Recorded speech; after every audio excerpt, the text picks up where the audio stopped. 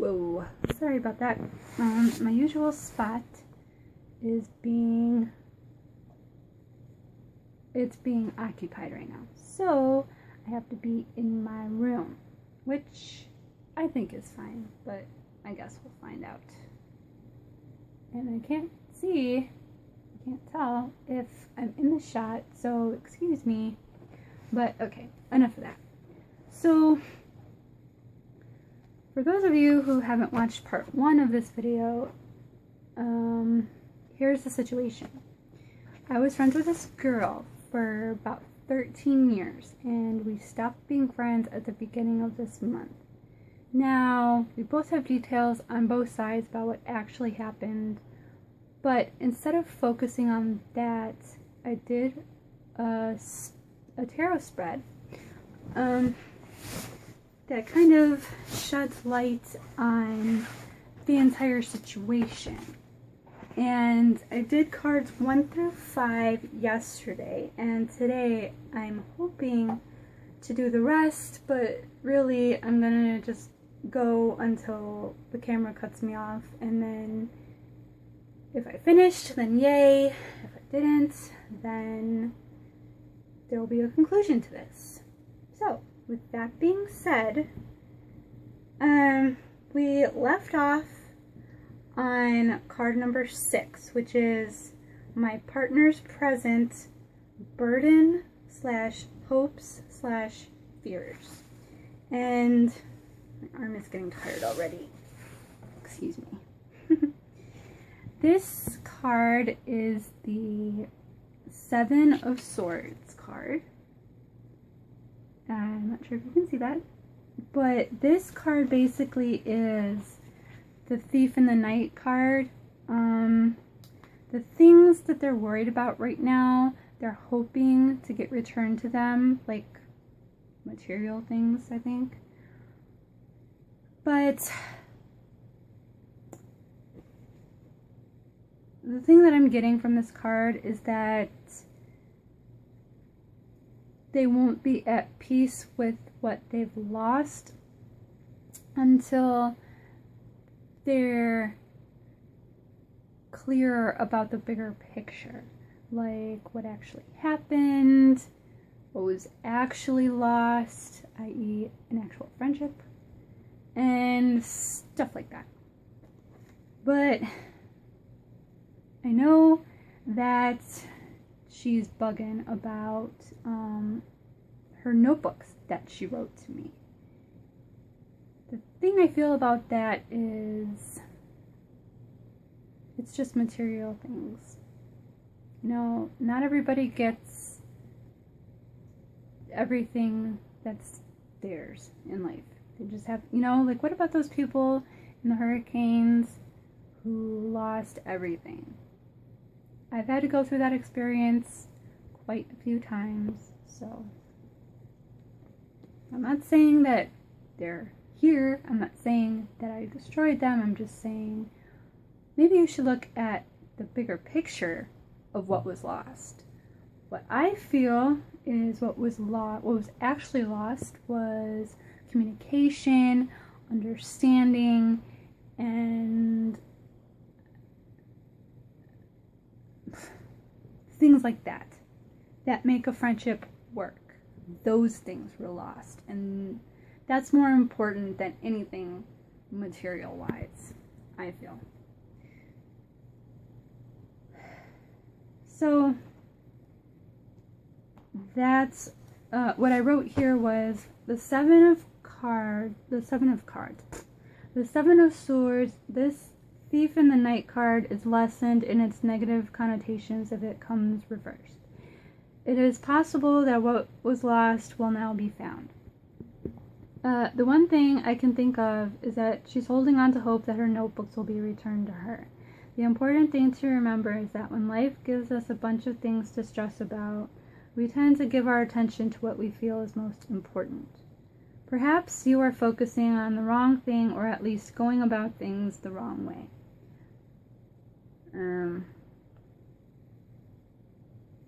That's just, I wrote a lot, but I don't want to get into it. So that's basically what that card means. Okay. This is what my partner means to me, which is the Queen of Swords reversed. Now, the Queen of Swords, I think it's interesting that every single card that I picked describing her are cards of people like the Emperor and a Queen that are in authority, but they're reversed, which means that there was an abuse of authority. And what my partner means to me in this card is that she's very manipulative and suspicious and not above manipulation and using people to get her own way. And you need to change your entire viewpoint on life if you're ever going to be really happy. Like, you think there are things in life that are going to make you happy, and maybe for a short while they will be, but you'll never really be happy if you keep holding on to these ideals of what you think you deserve, and you're sick of people calling you a drama queen, and yet you create it. So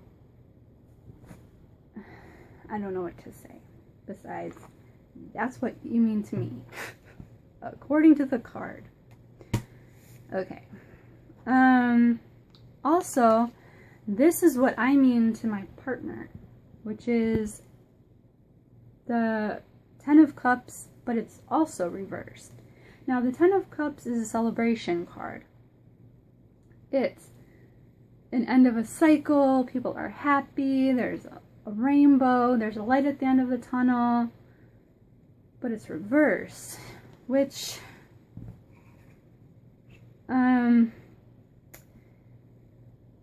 things that would have saved our friendship were actually addressing the issues that we were having and not sweep them under the rug and use them as ammo later, but to really examine what was actually wrong. You're focusing on the wrong things, maybe we both were, and we lost sight of what was really important to us in our friendship.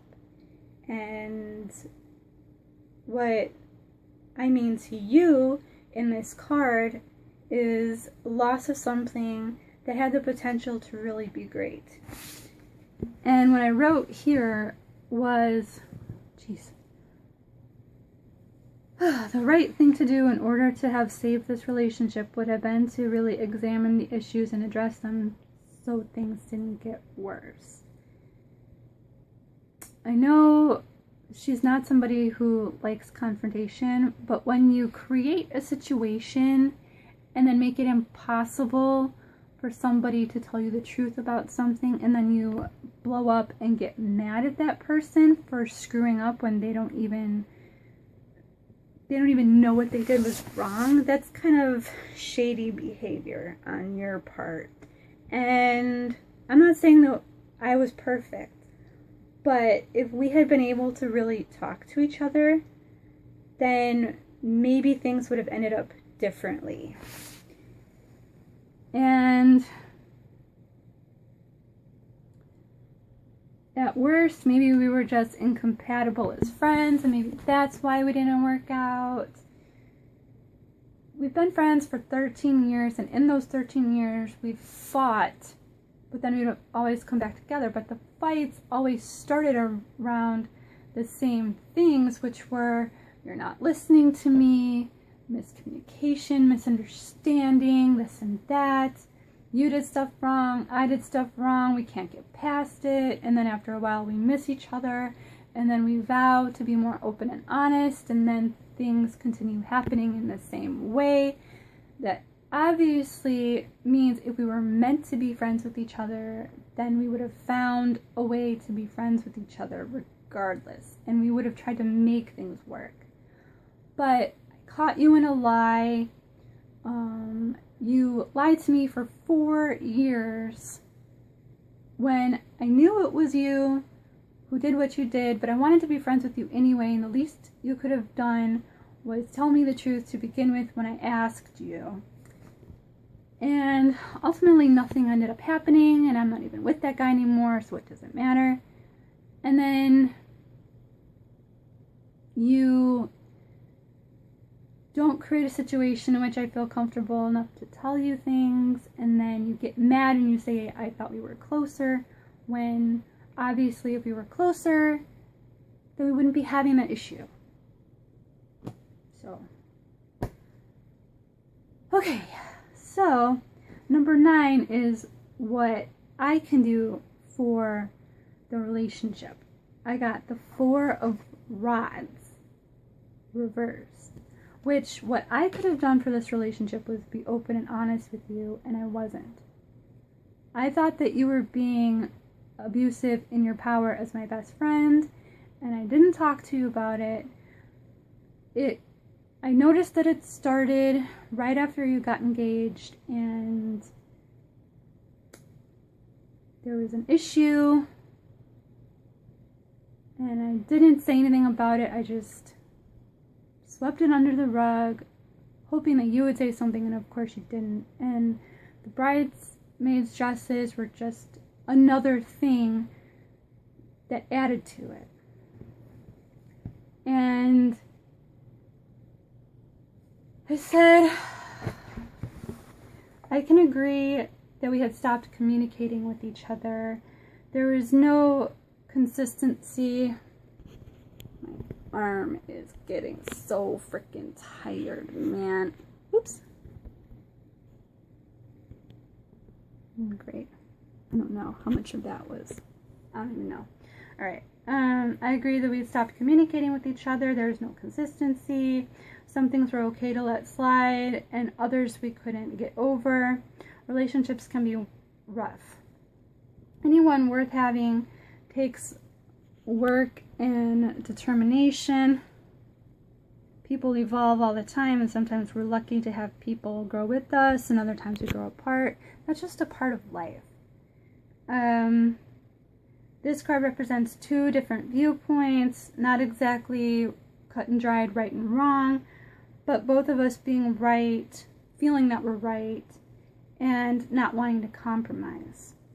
When we were united, see the 4 of Rods is a very strong structure, and when we were united, we felt invincible. And when we weren't united, when we were pulling apart from each other, that's when things started to fall apart. So I think I'm going to stop it here. I have 2 more cards left, but I think I'm going to save that for the conclusion of this whole thing. And I'm not trying to badmouth anybody. I'm not trying to say that it was her fault, or that she's a horrible person, or this or that. I just don't think we were meant to be friends forever. And yeah, it hurts, but at the same time, I can't help that. We're just at 2 different places in our lives, which is completely fine. And I hope that maybe a year from now, I'll feel less shitty about it. And with that being said, move over to part 3. And, ooh, my baby's up. Yay! Alright, bye for now.